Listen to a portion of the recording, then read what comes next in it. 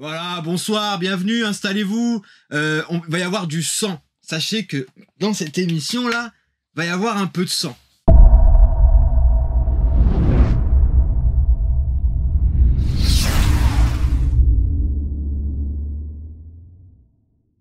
Eh ben, vas-y, on va parler de glace onion. Une glace à l'oignon, c'est chelou. Mais je vais laisser Raven vous présenter le casting. Donc, tout simplement, réalisateur Ryan Johnson. Donc, je crois que Ryan Johnson, c'est celui qui avait fait l'épisode de la mouche dans Breaking Bad. Oui, Star aussi, Wars, mais l'épisode d'avant. Donc, Young Knives Out 3. Hein, à couteau tiré. Voilà, putain, j'avais plus le titre. À couteau tiré. Et puis, les derniers Jedi. Bien sûr, nous n'oublions pas. Scénariste Ryan Johnson. Au casting, Daniel Craig, Edward Norton, Janelle Monáe, Catherine Hahn, Leslie Odom Jr., Kate Hudson, Dave Bautista, Jessica Hedwig et plein d'autres encore que vous voyez ici. Hein, un petit Ethan Hawke qui se balade par là. Voilà. Et puis je pense qu'on peut passer... au synopsis du film qui nous raconte donc l'histoire de Monsieur Blanc qui est un détective privé, je sais pas si c'est un détective ou un enquêteur. Non, je pense détective privé de talent qui sait résoudre des casse-têtes qu'on avait vu dans Un couteau tiré, campé par Daniel Craig qui là va participer à une réunion d'amis qui ont participé à la montée en puissance d'un de leurs collègues qui est devenu entrepreneur et qui a réussi. Une affaire étrange concerne tout ce groupe de copains. Et notre ami Daniel Craig qui campe Monsieur Blanc va devoir élucider le mystère et trouver ce qui cloche parmi tous ces gens-là, entre casse-tête, ode à la richesse, décadence. Le dernier film de Ryan Johnson et que vous pouvez retrouver sur Netflix, d'ailleurs, une des plateformes dont on parlait tout à l'heure. Ouais. Et on va dire ne renouvelle pas le concept de Un couteau tiré, bien qu'on change de cadre. Dans Un couteau tiré, on était voilà, ça reste du huis clos dans une maison où on était là c'était vraiment dans Couteau tiré, c'était une maison avec des petites pièces. Là on est vraiment sur pas une île mais un plus grand format quoi. On est sur une île où justement tous ces gens qui ont participé à l'avènement de cet entrepreneur qui est un peu le Steve Jobs de la bande de copains. Et qui s'appelle parce que j'ai oublié comment il s'appelait. Miles Brown. Qui veut faire un jeu sur son île pour je sais plus sur son anniversaire. Je crois qu'ils appellent ça une murder party. Voilà. Je crois que c'est ça. Une sorte de Cluedo géant pour trouver qui va le tuer justement. Alors chez nous ça se fait pas beaucoup mais aux États-Unis j'ai appris que ça se faisait beaucoup des murder parties en fait. C'est complètement cinglé. Des gros escape games, tu sais, super bien ficelés en fait. OK. Et donc du coup la thématique, puisqu'il est fan des casse-têtes, et du coup la thématique de sa soirée c'est il va être assassiné durant sa fiesta, trouver qui est le meurtrier. Et du coup Monsieur Blanc s'invite avec tous les autres convives qui sont ses amis. Par contre Monsieur Blanc ne l'est pas, il s'incruste on va dire. Et donc c'est pourquoi Monsieur Blanc s'incruste, c'est tout ce qu'on va essayer de savoir. Et c'est une fête. D'ailleurs faut savoir qu'il n'y a pas de... Enfin, quand le film commence il n'est pas question de meurtre tout de suite. Non. Les choses viendront plus tard dans le film. Là, il y a un truc qui va se passer et qui font que Monsieur Blanc ne va pas être là par hasard. Ne va pas être là par hasard et qu'il va devoir travailler un peu, Monsieur Blanc. Donc alors, film intéressant. J'ai bien aimé la prestation de Edward Norton. Les acteurs dans l'ensemble sont plutôt cool. Oui, Bautista, il est très drôle. J'arrive pas à me faire l'idée qu'un catcheur qui peut... Alors, j'ai vu le Shyamalan avec Bautista. Et le dedans, il est incroyable. Oui, ce qu'il disait, c'est que lui, il voulait plus être considéré comme une montagne de muscles. Dans le Shyamalan, là, il fait vraiment ses preuves et tu vois que le type, c'est un vrai acteur. Incroyable. D'ailleurs, tous les acteurs sont bons. Il y a même celle qui joue dans... comment elle s'appelle j'allais dire White Widow. Non. Pas du tout. Oui, Scarlet Witch. Voilà. Vanda, et c'est... Agatha Harkness. Darkness machin. En fait, tous les acteurs et les actrices sont sympas. L'acting ne m'a pas trop dérangé. Vraiment, le film, je l'ai trouvé... Ça se regarde bien. Avec Momoa aussi, si. Sur Apple TV. Sur l'Apple TV. Et c'est vrai qu'il y a des Bautista dedans. Ouais. Voilà, que des grosses montagnes de muscles. Exactement. D'ailleurs, ça me faisait plaisir de voir Edward Norton, parce que je le vois pas souvent au cinéma. La fois que c'était avec Bruce Willis, où il campait un beg. Avec toi au cinéma. Et c'était un film de lui, je crois. Et oui. Un film de polar noir. Ouais. Et d'ailleurs, j'ai souvent... ils ont rien à voir. Jackie Gyllenhaal et Edward Norton, les deux, j'ai du mal. Je les intervertis. Ah, donc, je pensais que t'avais du mal dans leur jeu. Non, pas du tout. Edward Norton, c'est quelqu'un que j'aime bien, Fight Club, Bien sûr. forcément, tu vois, que je trouve qu'on voit pas assez souvent. Ouais, c'est un très bon acteur, je trouve. Et l'incroyable Hulk. L'incroyable Hulk. Que j'aime beaucoup. Moi, j'aime beaucoup aussi. Son personnage, bon, après, là où à couteau tiré, moi j'ai trouvé que c'était. En fait, le problème de ce film, c'est à couteau tiré. Principalement pour moi. Ouais, parce que à couteau tiré, j'ai trouvé ça tellement ouf et tellement cool à regarder. C'est qu'en fait, on n'attendait rien. Bah, non, que dalle. Hein. Ouais. Moi, j'ai vu qu'il y avait Chris Evans. Il y avait un putain de casting. Il y avait un très gros casting, bah, comme là. Hein. Il y avait peut-être même un peu plus, entre guillemets, prestigieux. Parce qu'il y avait aussi celle qui joue dans Halloween, dans à couteau tiré. Oui, il y avait. Wow. J'ai oublié comment elle s'appelle. Jamie Lee Curtis. Il y avait Michael Shannon aussi, que je kiffe beaucoup. Il y avait un casting quand même assez dingue.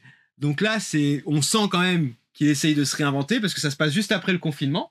Après alors le Covid. Bon, ils balayent le Covid avec un truc. Ouais, mais ils en parlent, tu vois. Ils en parlent parce qu'ils sont en masque, tu vois, et ils foutent un truc dans la gorge, là, pour... Ah, ça y est, c'est bon, t'es plus de malade. Voilà. Non. Et bon, des fois, j'ai l'impression que le film, après, c'est l'intrigue qu'il a voulu faire, il tourne un peu en rond. À un moment, oui, parce que, en fait, vu que... comment dire, alors, sans spoiler, l'intrigue centrale de pourquoi Blanc est là arrive pas tout de suite. Non.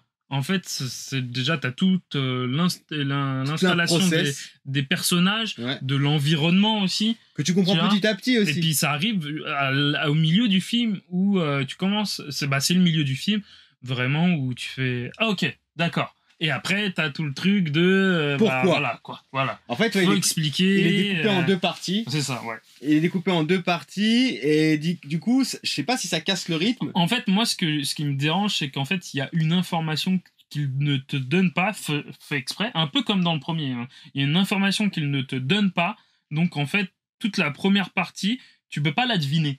Tu peux pas deviner où ça va parce qu'il ne t'a pas donné l'information. Et sans cette information, bah, t'es un peu perdu. Tu fais bon, ok, où tu viens, où tu veux. Bon, il y a des trucs. En fait, il y a des scènes quand même. Dans la première moitié, il y a des scènes. Tu t'interroges de pourquoi elles sont là. Ouais. C'est dans la deuxième partie du film que tu vas les comprendre ces scènes-là. Bah, c'est ça. Mais on te donne pas le truc, tu vois. Donc tu sais qu'il y a quelque chose, mais tu sais pas quoi parce qu'il y a un indice qu'on t'a pas donné. Est-ce que c'est pas une faiblesse d'écriture?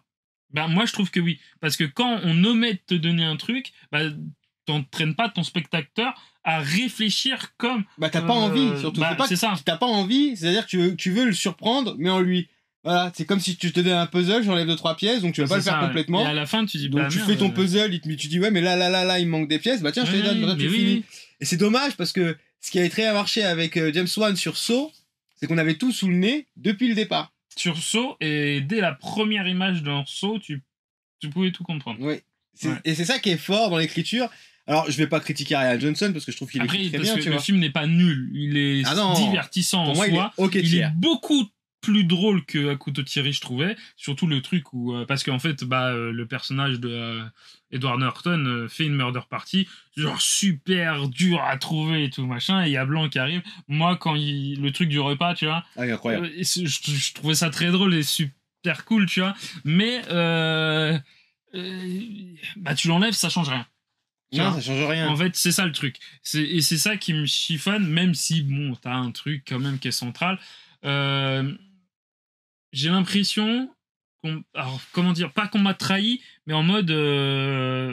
parce que le film m'a surpris, mais pas dans le bon sens du terme, parce que tu m'as pas donné les moyens de trouver le truc, tu vois. Donc en fait, j'étais là en mode, bah ouais, mais tu t'es un peu foutu de ma gueule, en fait. Ah, je pense pas que... Moi, j'irais pas jusqu'à là. C'est un grand mot, foutage de gueule, mais... Je dirais que t'as pas fait d'effort. Voilà. T'as pas fait d'effort. Il y a un truc de tu m'as caché quelque chose pour pas que j'arrive à trouver ta fin. Ouais. Et puis après, en fait, c'était en mode t'as vu, tu vas pas vu venir. Hein. Bah oui, je peux pas le voir venir, non. Après, bon, là où on va dire quand même, je vais le vanter, c'est qu'il prend quand même l'image des entrepreneurs qui réussissent. Ça, par contre, influenceurs, tout ça. On est hyper pollué, exactement, des influenceurs, etc. On est hyper pollué de ça, et du coup, c'est ces archétypes-là qu'il prend dans son film pour l'illustrer, pour vraiment l'inscrire dans son époque, puisque à couteau tiré, il y avait quand même quelque chose avec le décor de la maison qui tendait à plus une histoire d'héritage. Il y avait un truc entre guillemets un peu plus vieillot. Ouais, voilà, un peu plus Cluedo d'époque.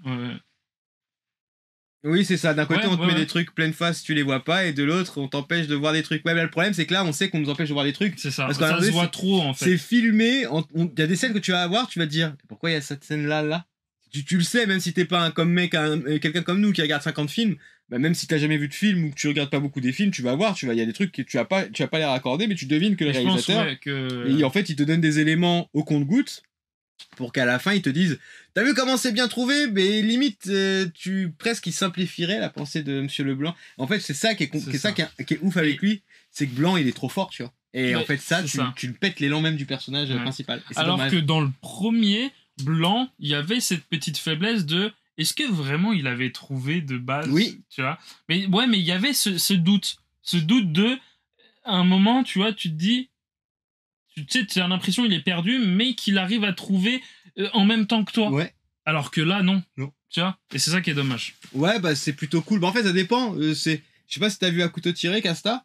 Ouais, c'est plutôt cool, mais Après, ça reprend pas, on va dire, le La schéma, recette. ouais, la recette qui était couteau tiré. Donc, bah est-ce que c'est bon dans un sens? Je sais pas. il a mais- essayé d'innover quand même. Voilà, tu c'est vois. ça. C'est ça. Dans le cadre et les personnages, bon, c'est encore un huis clos, puisque même c'est sur une île, donc c'est toujours pareil.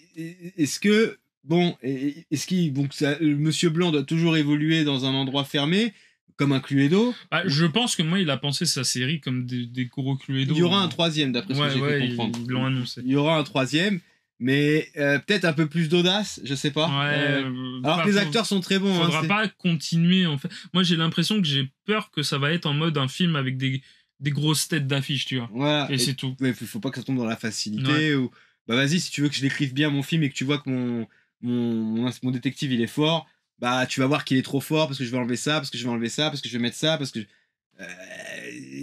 Mais après, voilà, c'est pas nul. Mais après, c'est pas une critique, vraiment, ça reste quand même un bon divertissement et vous passerez, je pense, un bon moment devant. Ouais. Parce que ça reste, c'est ok tiers hein, avec toutes les propositions que vous pouvez avoir sur les plateformes. Tu vois, vous allez sur Netflix en ou tant Amazon. que film de plateforme, c'est ça, c'est pas mal. Oui, non, c'est plus que bien. On va dire que c'est plus par rapport à son prédécesseur et la licence de laquelle il est tiré. Quand on sait que Ryan Johnson a été capable de faire un épisode entier de Breaking Bad sur une mouche, que le dernier Jedi, je crois, et même si je l'ai pas trop aimé visuellement, est l'un des Star Wars les plus intéressants de la dernière trilogie, alors que moi je le trouve pas très bon, mais on va dire que c'est le moins mauvais des trois. Que bon, pour moi, ça reste quelqu'un qui est honnête avec son cinéma, qui réalise vraiment bien, et ses films sont plutôt corrects, mais fais un tout petit effort, Ryan. Ne repose pas sur tes acquis. J'ai l'impression que je suis dans un conseil de classe. Mais moi, je peux lui mettre une note, je vais lui mettre un 3 sur 5.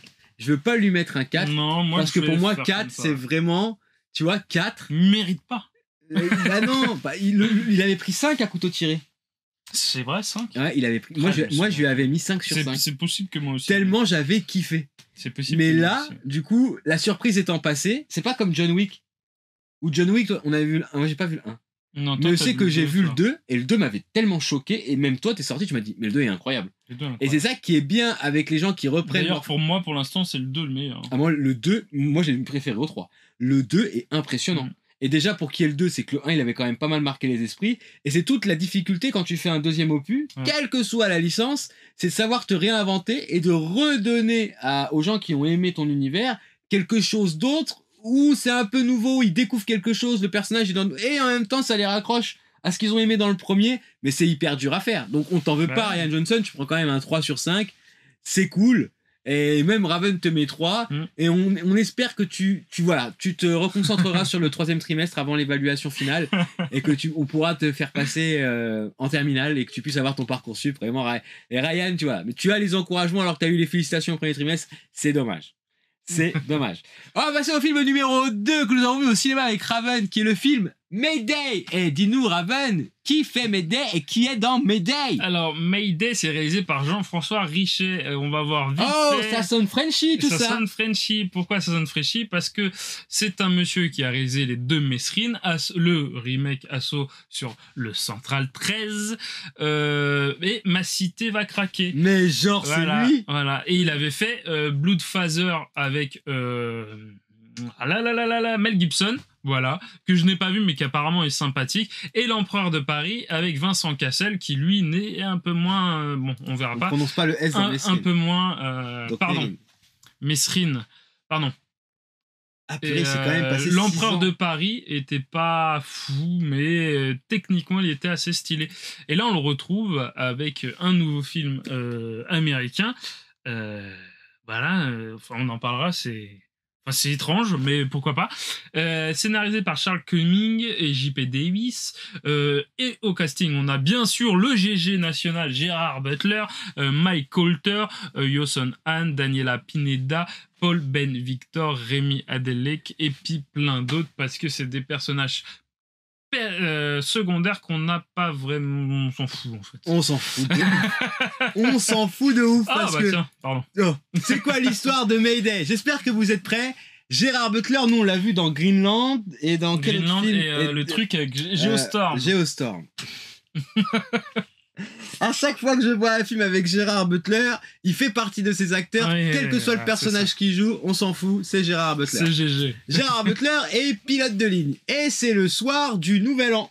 Et donc, ça fait longtemps qu'il n'a pas vu sa fille qui vit, je crois, sur la côte californienne. Oui, Californie. Voilà. Donc, il effectue un vol entre 23h et 1h du matin. Je sais même plus où ils doivent aller à Singapour, je crois. Voilà, ils doivent aller à Singapour. Moi, j'avais retenu l'Asie du Sud-Est. Donc, il doit aller en Asie du Sud-Est. Donc, il est là, il prend son service. Il y a des scènes très drôles, hein, c'est-à-dire le café avec les hôtesses. Ouais. Et en plus, enfin bref. Je sais pas si j'ai l'image. Je sais pas si t'as l'image, mais. Non, mais j'ai pas. On n'a pas l'image. Ah putain, elle est magnifique là-dessus. Non, mais là, il est incroyable, même le regard. Et oui, qu'est-ce qu'on va faire?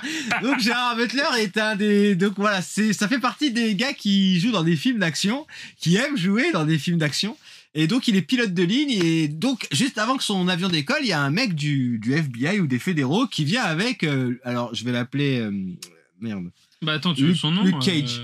Son nom c'est Louis Gaspard, mais c'est l'acteur qui joue Luke Gaspard. Cage. C'est l'acteur qui joue Luke Cage, qui vient avec des menottes, parce qu'à mon avis, il a vendu trop de substances. Bref, il a été recherché, il a fait des bêtises. Et donc, il monte dans l'avion avec le policier qui l'accompagne, et il doit le transporter, parce qu'il a été recherché par Interpol et compagnie. Donc, dans l'avion, il y a le flic à côté de lui, il y a deux Instagrammeuses avec eux. Il n'y a pas beaucoup de gens dans l'avion, c'est-à-dire c'est le soir du Nouvel An. Il y a 14 personnes. Ouais, il y a 14 personnes, il n'y a pas beaucoup de monde. C'est le soir du Nouvel An, donc tout le monde fait la fête. Donc, si tu prends l'avion entre 23h50 et minuit 2 dans ta vie, le soir du Nouvel An, bon, bah, c'est pas le moment, je pense, où les avions sont le plus remplis.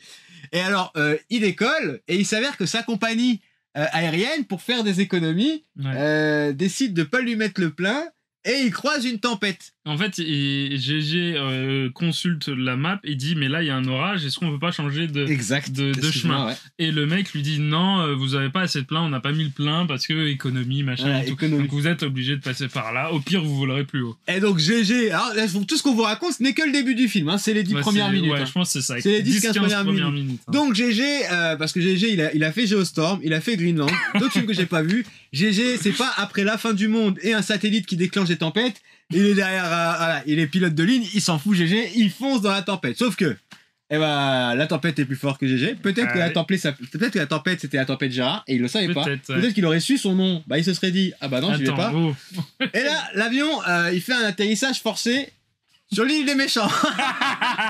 Parce qu'on peut pas lui donner un autre nom. C'est l'île des méchants. L'île des méchants, parce qu'ils n'ont pas de nom. Parce qu'il y a des méchants. Pas. Et donc il y a des méchants sur l'île des méchants. Et tout le principe du film va être de vous expliquer comment GG va sauver les passagers et lui-même de ce bourbier dans lequel il s'est mis. Parce que l'île sur laquelle il se pose, c'est une île qui est pas répertoriée, qui est tenue par des mecs et qui font la contrebande. Répertoriée, mais en fait c'est un territoire hostile où les policiers et la justice n'y mettent pas les pieds. Ouais, si t'es un repris de justice, si t'as déconné dans ta life, bref, c'est là où que tu vas. Et là, il est avec les méchants. Et donc, c'est l'île des méchants. Et les méchants, ils sont méchants. Alors, c'est méchant. C'est quoi? Mais les méchants sont tombés sur Gérard Butler et Luke Cage, parce que Luke Cage, pareil, pourquoi ce gars-là? Donc, le mystère. Qui est ce mec? Pourquoi il a des menottes? Qu'est-ce qu'il faisait dans l'avion? Alors, et ça, on te le dit pas. Ça, on te le dit. Si, alors, attends, ils lui disent... je crois qu'il lui dit que c'est à cause d'un homicide qu'il aurait fait. Oui, mais je crois que lui... Alors, je me souviens plus. Il a l'air de pas savoir, lui. Je crois qu'il développe pas plus que ça. Non, il s'en fout. Donc, ce film est un pur produit des années 2000. Entre magnifique. 2000 et 2004. Qui aurait dû sortir il y a 20 ans et qui est sorti juste là. La question avec tous les films qui sortent en ce moment, comment ce film sort au cinéma, quoi. C'est impossible.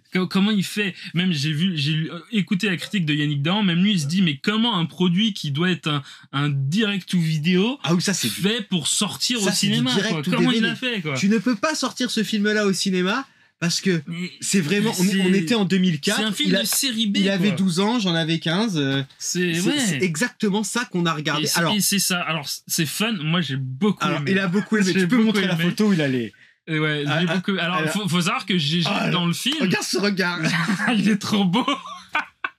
GG dans le film, c'est vraiment ça. C'est un pilote d'avion et un simple pilote d'avion. Non, anciennement, c'était un Marine. Oui, mais comme tous les mecs, Américains, comme The Rock dans Rampage, avant ouais, d'être non. gardien de zoo, Là, il était dans les forces spéciales. Là, c'était un marine, mais un marine normal. C'était pas un marine qui faisait des trucs de ouf, tu vois. Ils le disent, genre, Ouais, c'est un bon. marine, il a pas fait de machin, il a pas fait de bague, machin. Donc là, c'est juste Bah si, un mec. il regarde la vidéo à un moment donné. Pourquoi il a machin? Pourquoi Oui, il mais est parce chez nous qu'il s'est fait taper d'ailleurs Ah ouais, dans la d'accord. vidéo. Il s'est fait taper et lui, il rend un coup de poing. Ouais, Et d'accord. c'est pour ça qu'il s'est fait virer, tu vois. Mais sinon, c'est pas un mec de la CIA, FBI, truc ancien, mercenaire. Non, il a juste, il a été marine et là, il est pilote d'avion, quoi. Donc, c'est tout simplement ça. Et il se dit, en fait, ces passagers sont emmenés et il dit, ah, je vais les libérer!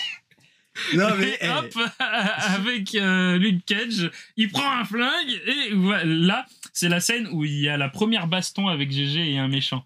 Et alors, en vrai, elle est cool parce que les mouvements de caméra, les cadrages sont. Ah, Jean-François Richet, pour moi, fait du putain de taf sur le film et il y a des trucs qui sont vraiment intéressants. Et moi, sur ses anciens films, après alors, L'Empereur de Paris, même si L'Empereur de Paris, esthétiquement, j'avais trouvé ça plutôt cool, j'ai fait putain, il sait maîtriser une caméra. Et là, il le sait. Et tout simplement, il filme un film bête et méchant, sans aucune. Oh non! Je sais pas, Ah non, fioriture autour.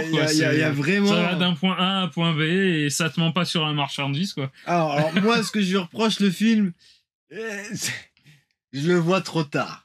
Moi, perso, même si moi, en fait, j'aime bien GG pour lui mettre des tacles.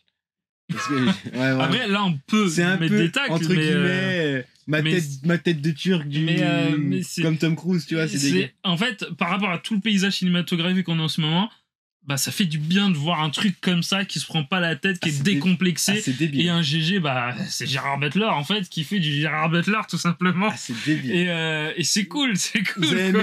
Vous avez un parallèle, tu sais, ils ont essayé de faire un truc à la Armageddon, c'est-à-dire la compagnie aérienne doit gérer une cellule de crise. Ah ouais. Parce que l'avion. Alors ça, c'est un peu mal fait. Voilà, mais ça, après, c'est la faute du scénario. Mais d'ailleurs, ça m'a fait plaisir. Le patron de la boîte, là, je sais plus comment il s'appelle, mais l'acteur, je le connais. C'est lui, là, c'est lui. Voilà, Paul Ben Victor qui jouait dans Demain à la Une, je crois. Waouh, alors attends, on va le voir. New York, unité spéciale. The Irishman, oui. Et cet acteur-là, qui m'a fait plaisir de le revoir. Mais alors, ce film, alors on était au cinéma, moi je le regarde, et les trucs, je me dis, c'est dans le film, je me dis, ça on me le dit pas, et ça on me le dit pas. En fait, il y a plein de trucs qu'on va pas te raconter dans le film, on s'en fout. On n'a pas besoin. C'est-à-dire que voilà, le film, il y a une trame, il y a une histoire. Je suis là, toi. Même j'ai un titre. Je lui laisse le coup de la bagarre avec la caméra qui suit. Moi, non, il y a d'autres plans dans le film qui sont cool. Ah d'accord, moi c'est celui que j'ai relevé, que j'ai pas trouvé ouf. Mais pas nul, mais on va dire que j'ai eu du mal avec ce plan-là parce que limite, alors s'il est bien, c'est peut-être parce qu'il est trop bien par rapport au plan d'avant, tu vois. Et du coup, tu sais pas ce que tu veux regarder, tu fais oh, qu'est-ce qui se passe là, on essaie un truc. Donc, en fait, il y a des trucs qui sont bien parce que t'as une petite tension, c'est bien ficelé et ça s'arrête pas en fait. Et t'es pris dedans en fait. Le film ne doit pas durer longtemps, il doit durer 1h30, 1h40 maxi. Et encore, je crois que 40 c'est beaucoup. Franchement, ouais. Mais c'est ça en fait, t'as une trame et ça suit. Il y a un petit peu de tension. Enfin, tension. En fait, c'est bien rythmé, le montage est bien fait donc tu te fais pas trop chier. Et c'est ça qui est cool en fait. C'est vrai que tu te. Mais les méchants. Les méchants. Alors, on peut remettre les méchants, s'il vous plaît. On peut refaire. Donc, ils n'ont pas de nom. Hein. Ne cherchez pas. Ils n'ont pas de nom. Je crois que si, mais c'est des noms oui, hispaniques. Ils ont alors, c'est des noms hispaniques ou alors. Je crois que quand ils parlent, il y a des sous-titres. Indo-Pacifique, je ne sais pas. Je sais plus. Par respect pour la culture quand même locale, je vais pas singer le truc. Mais on n'insiste pas trop. Enfin, non. peut-être sur lui, le grand méchant. Lui, donc celui qui est à gauche, c'est le chef des méchants. C'est le chef des méchants.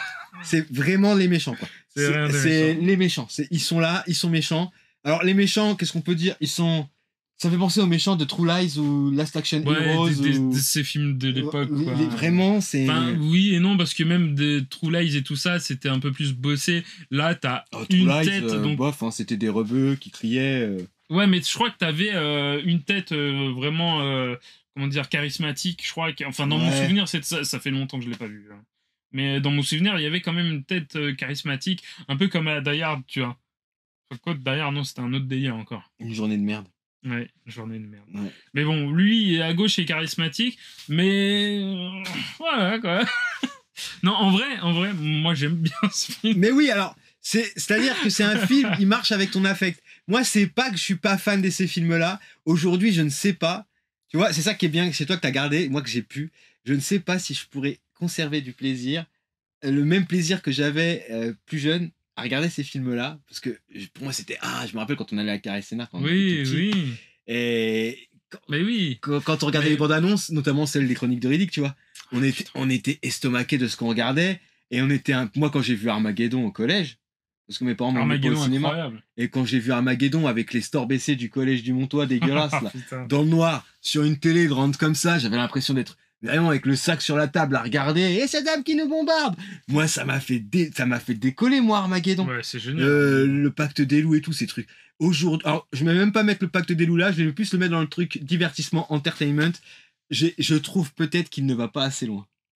Alors oui, bah c'est. Alors, est-ce que c'est Oui, une mais question de ça, budget d'accord, je suis Tu d'accord vois, avec toi. C'est basique, mais moi j'aime bien voir des films où bah, on t'a vendu un truc et c'est le truc point barre. Bah, moi, on m'a rien. Mais c'est pire parce que moi, je m'attendais à rien. Mais quand On m'a rien vendu. mais si, parce que on te dit on va voir un film de GG, tu t'attends à quoi? Alors, moi, Tu t'attends à un film de GG. Bah, gars, c'est méchant ce que je vais dire. Je m'attends à ce que ce soit claqué.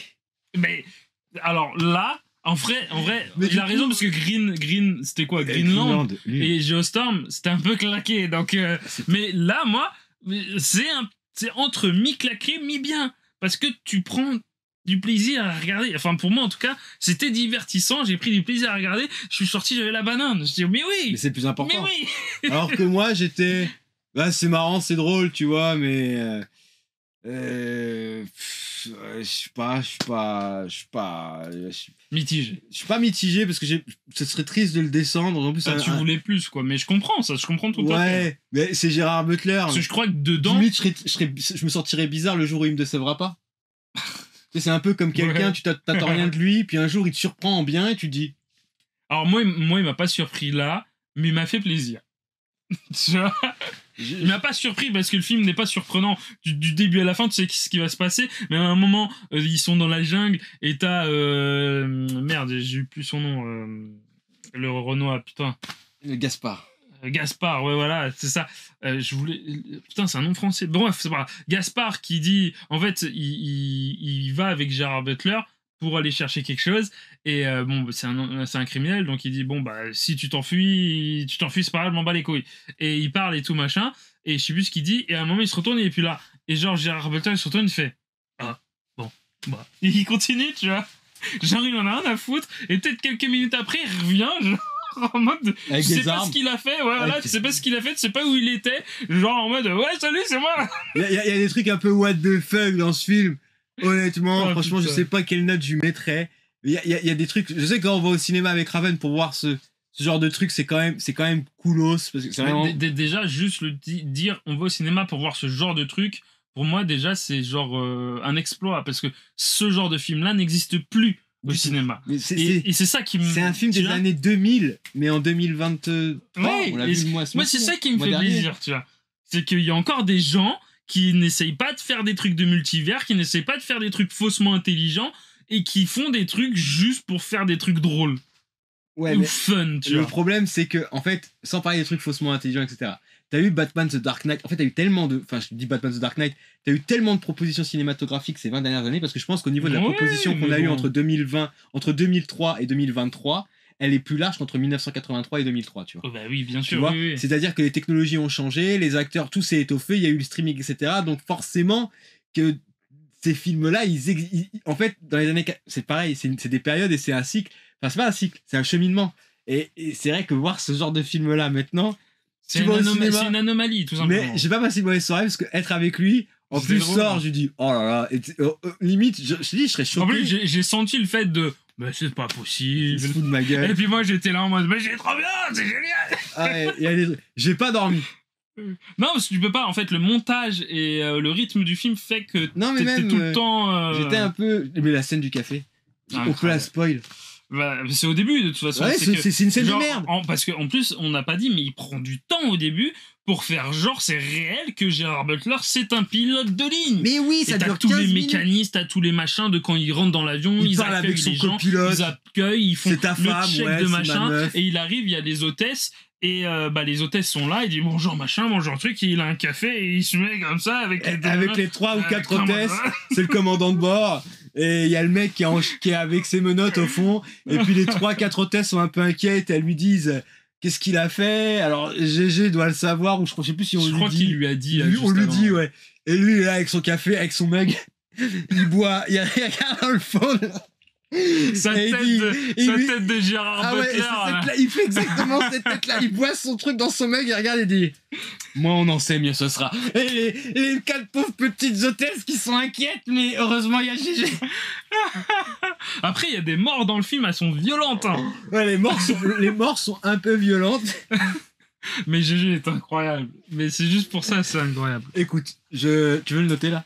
Moi, je le note, je vais lui mettre 4, tu vois, je peux pas lui mettre 5. Non. Mais moi, j'ai kiffé. Mais toi, t'es là des pierres. Je note pas pour la qualité du film, je note pour le spectacle du fait que ça m'a fait kiffer. Non, bah moi, alors, c'est peut-être une surnote, c'est possible. Non, mais non, si c'est ton ressenti, c'est une note tout à fait... Non, c'est legit, c'est ta note, t'as le droit.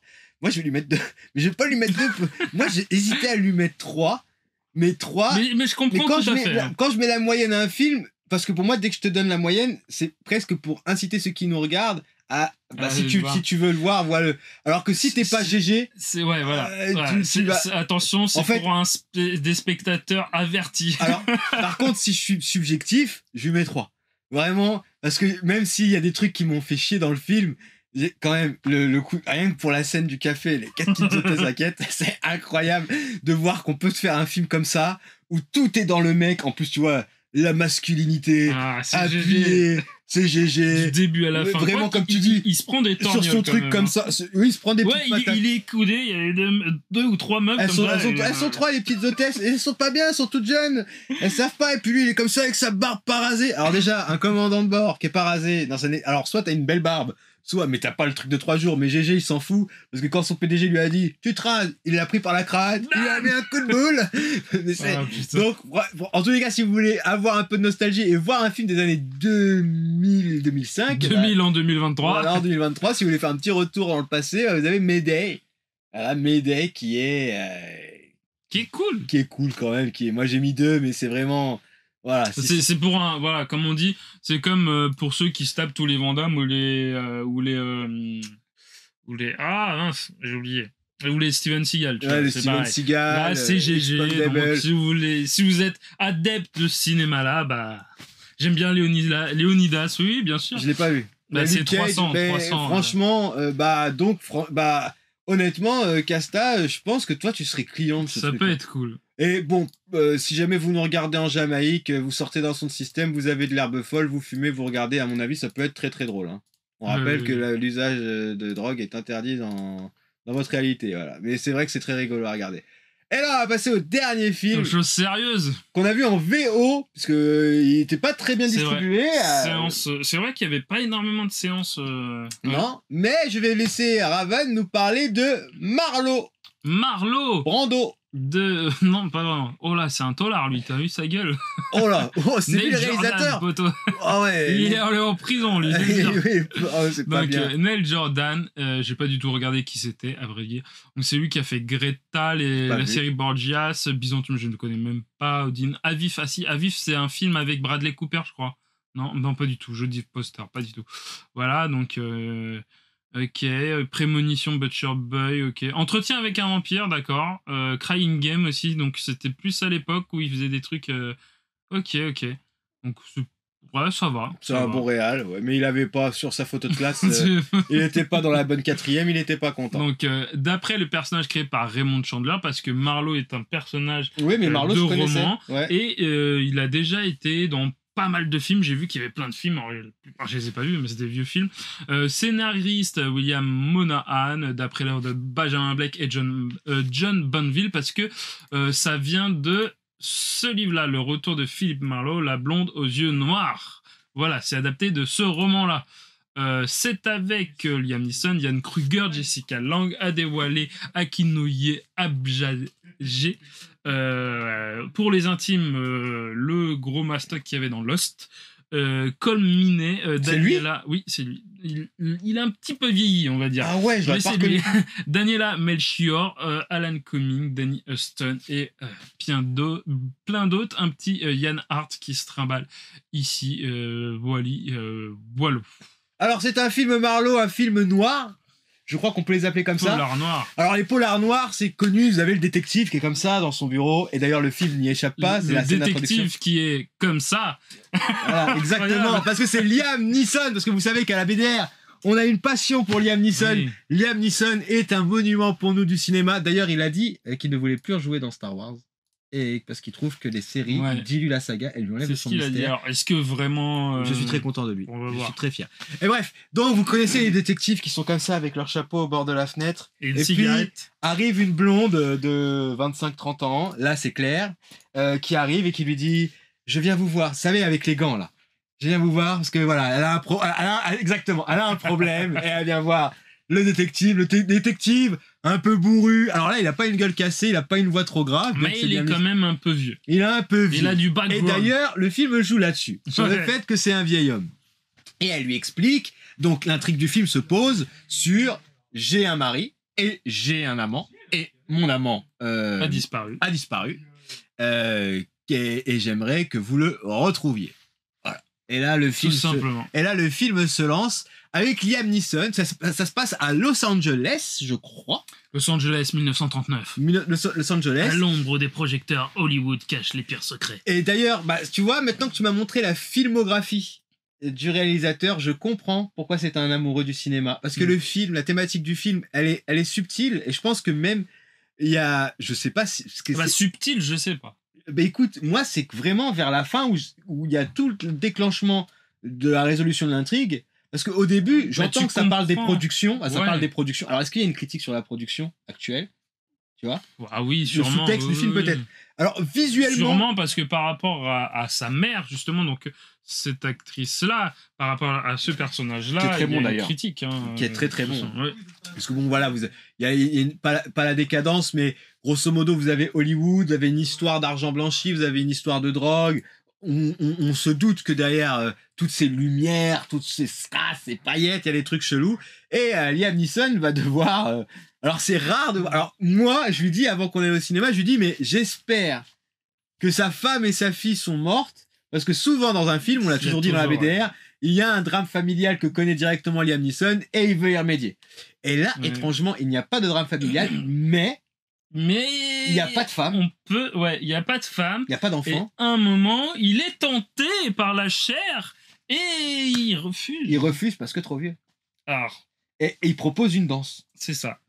Et nous, on a imaginé son background, sa femme est morte. Sa femme est morte. Alors, faut savoir que c'est un peu moins drôle, mais la femme de Liam Neeson est vraiment décédée. On en avait déjà discuté à la BDR. Et c'est pour ça qu'il enchaîne énormément de films, parce que il veut plus penser à ça et qu'en travaillant, il se change les idées. Mais franchement, je pense que humainement, parce que même là dans ce film, il y a un truc qui se dégage de lui.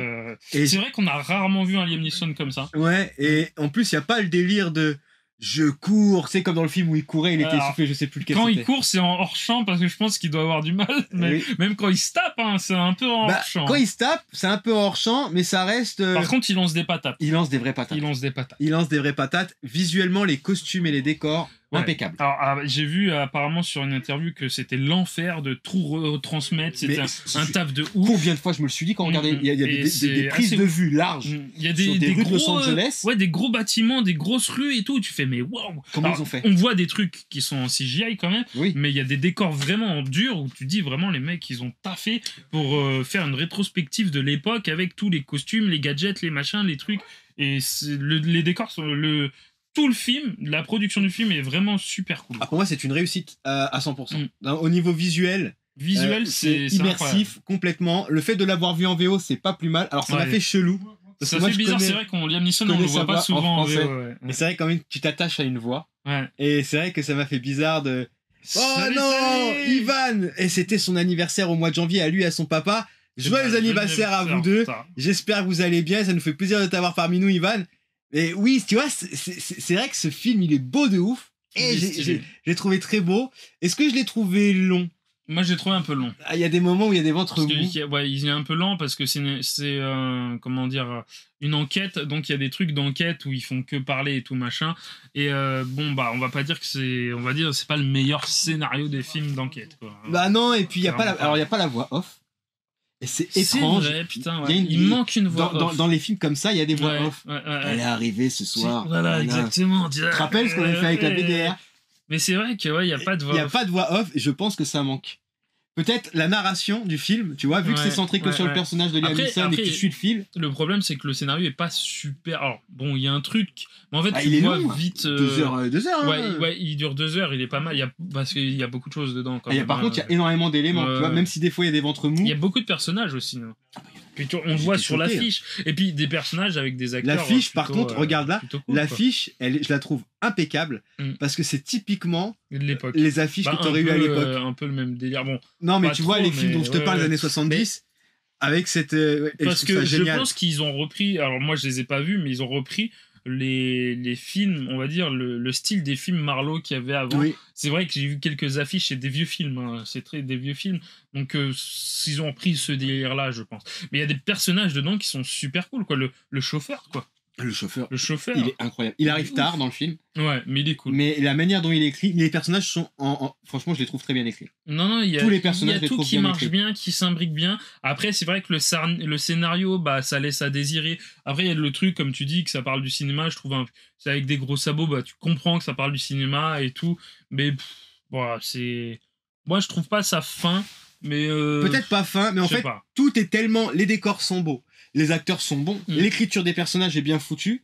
C'est dommage que tu te loupes sur le truc. Enfin, tu te loupes. On te respecte, frérot. Ouais. Neil Jordan. Il manque un truc. En fait, c'est juste que dans l'écriture, en plus, nous, on n'est pas scénaristes, donc c'est juste qu'on parle en tant que spectateur. Mais nous, on a été assis, on a regardé ton histoire. Donc, tu nous as raconté ton histoire. On a dit, à la fin, on dit, OK. Et en fait, t'es tellement ambitieux dans tout le reste. Tu nous en mets tellement plein les mirettes. Ah, j'ai dit mirettes. Il a dit mirettes. Je vieillis. On en prend tellement plein la gueule avec des acteurs en plus Liam Neeson, tu vois, même s'il est plus trop apte à mettre des grosses patates, faudra qu'on regarde la trilogie Taken. Moi je veux qu'on fasse une débriefologie sortie des enfers, on regarde les Taken et limite je suis chaud, on les regarde coup sur coup. On regarde le 1, le 2, le 3, on fait les 3 Taken, comme ça on fera genre limite on fait une émission spéciale. Ouais. Ah, moi je suis complètement chaud, tu vois. Parce que c'est quand même le truc de Liam Neeson, là où tout commence, le début du Liam Neeson. Ouais, c'est ça. C'est le style qui a perduré dans les films. Ouais. Alors, à part celui-là, hein, mais les styles de Liam Neeson en mode.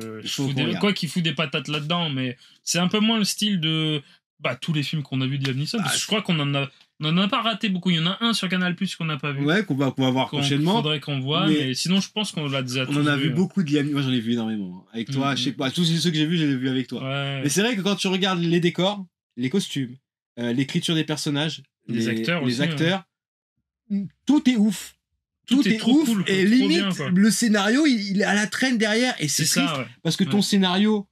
Il est à la traîne. Parce que dire ça, c'est émettre un jugement de valeur sur le travail de quelqu'un d'autre. En tous les cas. Il n'est pas à la hauteur, on va dire. J'ai l'impression que par rapport à tout ce que tu as préparé là-dessus, alors que c'est quand même le nerf de ton film, il n'est pas assez percutant. Alors, c'est pour ça que je te dis qu'il y a un sous-texte vis-à-vis du cinéma, et peut-être que la subtilité du film, peut-être qu'en fait, on est peut-être critique à l'égard du scénario, mais peut-être qu'on ne l'a pas saisi. Tu vois, c'est ce que je me demande. Parce que tu dis que c'est rentré avec des gros sabots, mais qu'est-ce qu'il a voulu dire par rapport à cette d'héritage, cette histoire de disparition, apparition? Et je pense qu'il y a une vraie analyse filmique. J'ai pas regardé les avis des gens sur ce film-là. Je sais même pas s'il y en aura beaucoup. Alors, j'ai regardé, parce que moi, souvent, le soir, quand il y a des films que j'aime bien, je vais sur Twitter et je tape le nom du film. Et là, il n'y avait pas grand-chose. Non, mais je pense que c'est un film. Je me demande si on va le mettre. Sauf on met à VOD, à mon avis, comme ça, il y a des gens qui vont dire « Ah, il parle de Marlowe !» Mais purée, c'est en plus l'affiche, je la trouve vraiment magnifique. Non, le film est pas nul en plus. Hein. Il est non, pas du tout. D'ailleurs, moi je vais pas dire à l'autre que je vais lui mettre tout de suite, mais pour moi, il y a tellement eu de travail dans ce film et en plus tu le sens. On le sent. Ça, par contre, on sent qu'il y a eu du taf derrière.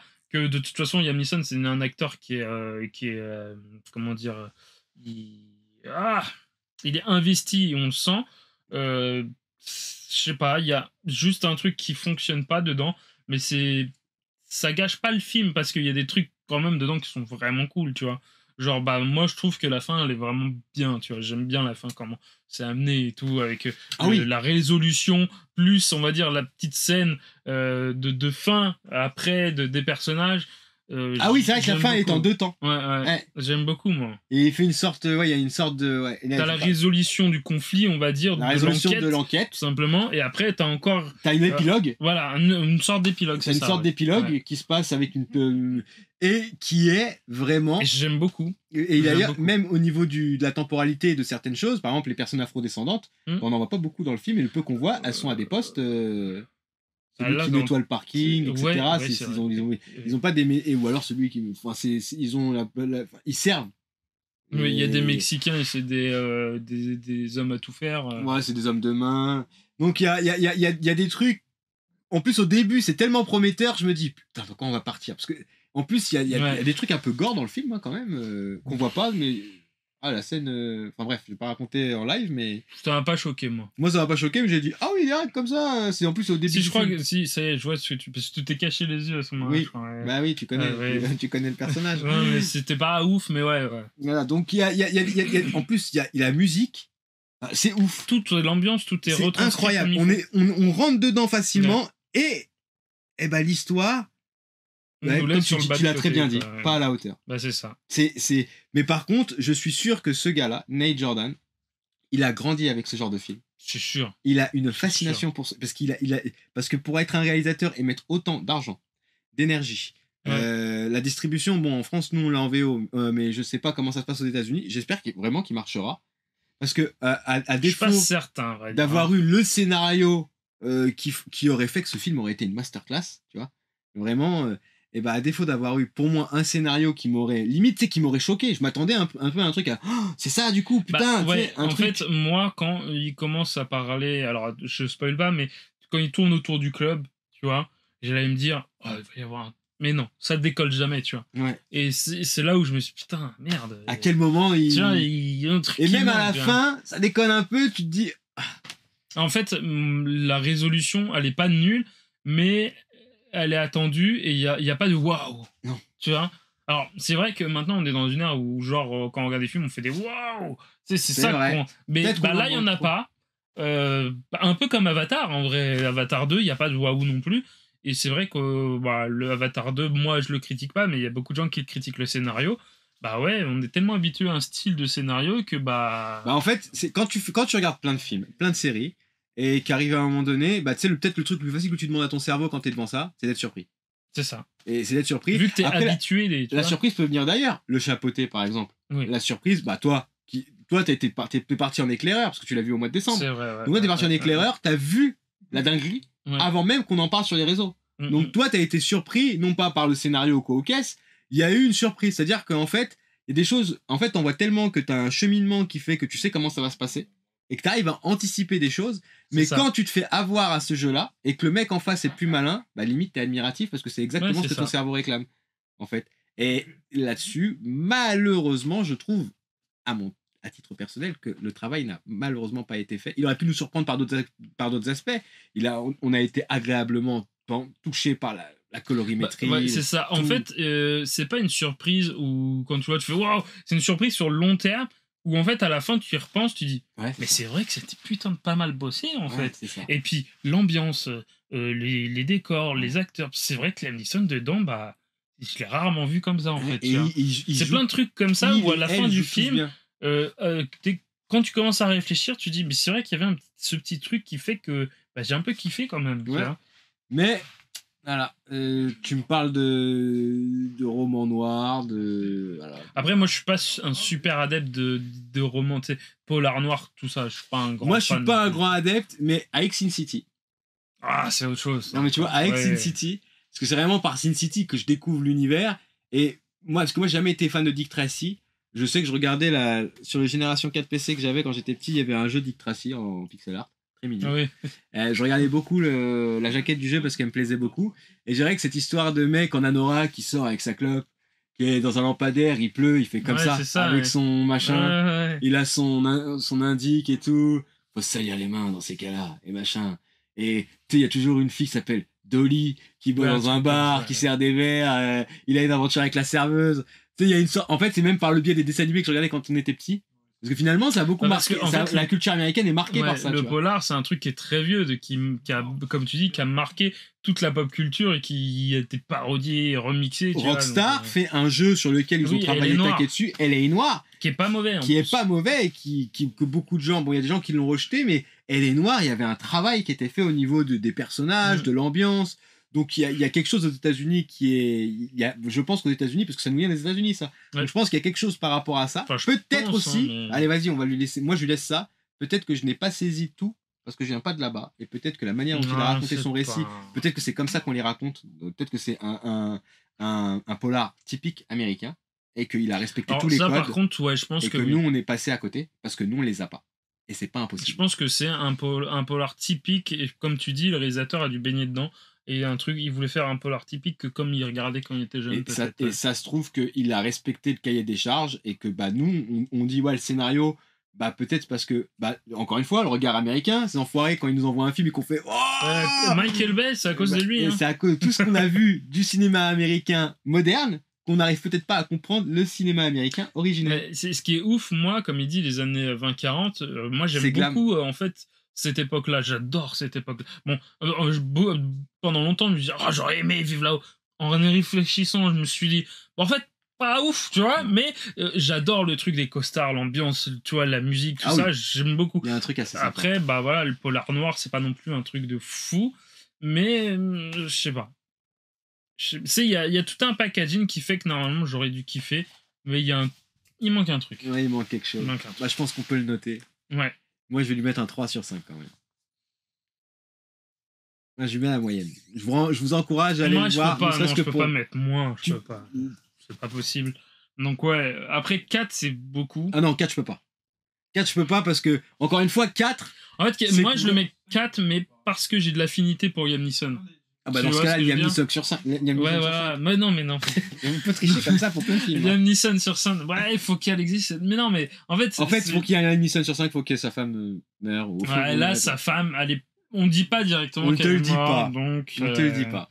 Ouais, moi un 3, parce que 4 c'est beaucoup. Un 4, mais je trouve que c'est beaucoup. j'ai aussi. beaucoup d'affinités sur le film quand même. Bah, en gros, je le reverrais bien. Tu sais, moi, je me suis dit un jour, quand. J'espère pas, hein, que Dieu m'écoute, j'espère pas que Liam Neeson Touche de la peau de singe. meurt un jour, hein. Bah, je me retaperai, je pense, pas mal de films de Liam Neeson. Et celui-là sera dans le lot, je pense. Ah oui, moi, Voilà. ça, pour moi, fait partie des acteurs Ouais. avec Woody Harrelson pour qui j'ai pas que de l'affection parce que je les connais pas, tu vois.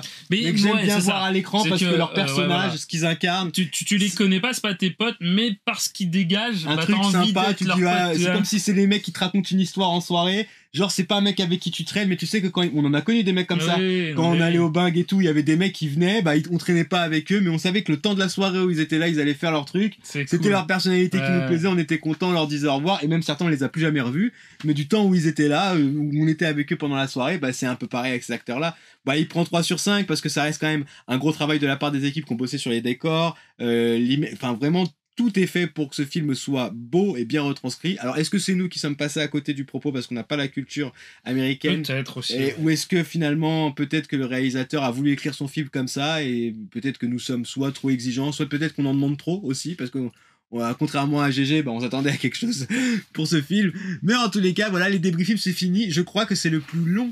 On a rattrapé celui du mois dernier. Long. On a fait un Gonzo et Raven show de presque 3 heures. Mais voilà, ça fait plaisir. Oui. Putain, j'ai faim de ouf. J'ai un peu faim pas- aussi, j'ai il est pas de ouf. 21h50, j'ai faim. Bah écoutez, donc les 3 films que nous vous conseillons, donc nous avons numéro 1, Glace Oignon, donc une glace à l'oignon avec réalisé par Ryan Johnson avec Daniel Craig, Edward Norton, auquel j'ai attribué la note de 3 et toi aussi tu lui as attribué la note de Je 3 crois sur que 5, sur les 3 films, on est à la même note. Hein. sauf pour GG. Sauf pour GG. Tu lui as mis 4. Oui, j'ai mis 4 parce que toi, t'as mis moins. c'est Alors voilà, donc on met un 3 sur 5 tous les deux pour Glass Onion. Si vous aimez les films d'enquête policière, un peu travaillé, n'hésitez pas. On dit juste que À couteau tiré, qui est le premier volet de Ryan Johnson, était vraiment pépite, que celui-là reprend les mêmes mécanismes et que peut-être qu'il y a une sorte de paresse du côté du scénario parce qu'il y a des éléments qu'on ne donne pas dans le film et nous on s'est dit ouais ben en fait du coup bah c'est pas compliqué à comprendre ou alors on attend de regarder le film mais on est plus dedans, c'est dommage, mais ça reste quand même un bon divertissement à regarder. N'hésitez pas, il est sur Netflix, vous pouvez y aller quand vous voulez. Film numéro 2, Mayday avec GG, Gérard Butler, qui, par un malencontreusement accident d'avion, finit sur l'île des méchants. Comment va-t-il faire pour sortir de tout ça?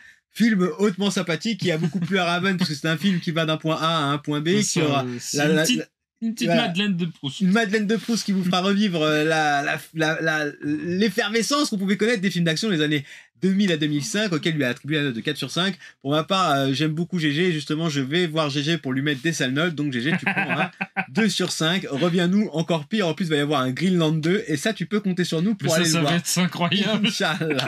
Incroyable. Et dernier film, Marlowe avec Liam Neeson, qui est très beau de par le visuel, de par les décors, les costumes, l'écriture des personnages et les acteurs qui jouent dedans. Malheureusement, nous avons trouvé que le scénario ne nous a pas parlé autant qu'il l'aurait dû, et c'est un nerf du film. Alors on se posera la question à la fin de ce stream, est-ce que c'est nous qui ne comprenons pas le cinéma américain, ou est-ce que réellement il y avait est-ce que c'est le cinéma américain qui ne nous comprend pas? Est-ce que c'est le cinéma américain qui ne nous comprend pas? On peut aussi se poser la question. Nous disons de notre part qu'il y aurait peut-être un manque d'ambition, mais nous ne changeons pas Neil Jordan. Tu peux revenir en parler quand tu veux à la BDR TV. Installe-toi. Mais nous lui donnons quand même une note de 3 sur 5. Si vous aimez les polars et que vous aimez les beaux costumes et les bons acteurs, n'hésitez pas. Et Liam Neeson, bien évidemment. N'hésitez pas à aller le voir, il est au cinéma. Ah oui, les POG, parce qu'on a des POG, il a des POG. Et les POG, c'est incroyable. Et c'est les vrais POG. Hein. Donc on a ouvert des POG en début d'émission. J'espère que vous avez kiffé. Si vous êtes dans les années 90, c'est dommage que ce soit flou. Ah là là. Et il y a des bêtes de POG. Hein. On a des bêtes de POG. Ah, c'est plus flou. Ah voilà les POG. Magnifique. Les POG. On vous dit à bientôt sur notre chaîne et surtout d'ici là, ce qu'on se retrouve, n'oubliez pas qu'il est important de casser des réalités. On vous dit à bientôt sur la BDR TV.